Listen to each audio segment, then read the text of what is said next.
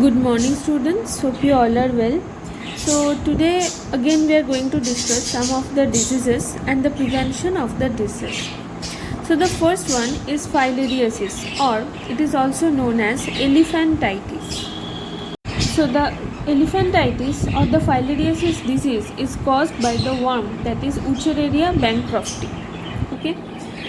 So, let's see what is the life cycle and what is the morphology of this worm. So the adult worms, they are filiform in nature, and their body is almost 65 to 100 millimeter, and males are shorter in nature.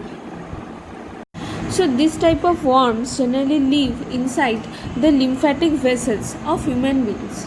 Okay, so they generally present in the lymphatic vessels or the lymphatic gland in humans, and it is a digenetic parasite. That means they need two hosts to complete their life cycle.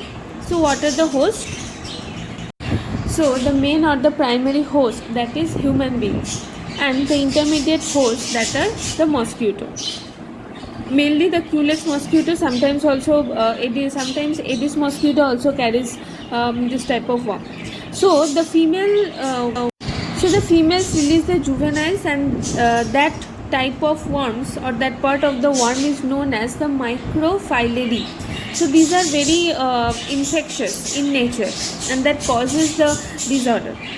So this microfilary live in the inside the blood vessels, okay, and but at night they generally move into the upper layer or the superficial vessels of our skin, okay, and they and at that time, if any mosquito suck the blood, then the microfilary larvae will goes inside the mosquito.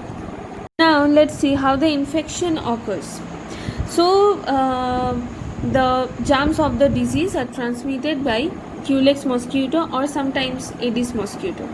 Okay, so when any infected mosquito bites a healthy person, then that microfilaria, that the microfilary that are present in the Culex mosquito or in the Aedes mosquito, so they are deposited or they enter into our skin near the wounds from where the mosquito is sucking the blood. Okay, so they enter our body through our skin by the penetration, and after that they move into the lymphatic channels, and they transfer into the adult. Okay, now what is the effect on our host, means on human beings? So if the infection is severe, then it sometimes causes fever, and the lymph vessels, mainly it affects our lymph vessels. So the lymph vessels are obstructed by either live or dead this kind of worms, and they causes the swelling of the arm, foot, scrotum, vulva, or sometimes any part of our body, any other part of our body. And the name that elephantitis, it is came from the enlargement of legs that gives this kind of name to the disease. Okay, and almost the disease is not such fatal. Now what is the control measure and treatment? So we have to destroy the mosquitoes and the breeding places, and protection against the mosquito bites. And for the treatment of this disease, there are several drugs that are available for this treatment of this filariasis, and the National Filaria Program is organized by our government to eradicate this filarial infection. So our next disease is, let's see what are the causative agent of this disease. So some organisms belonging to the genera Microsporum, Trichophyton, and Epidermatophyton, these are responsible for the disease ringworm.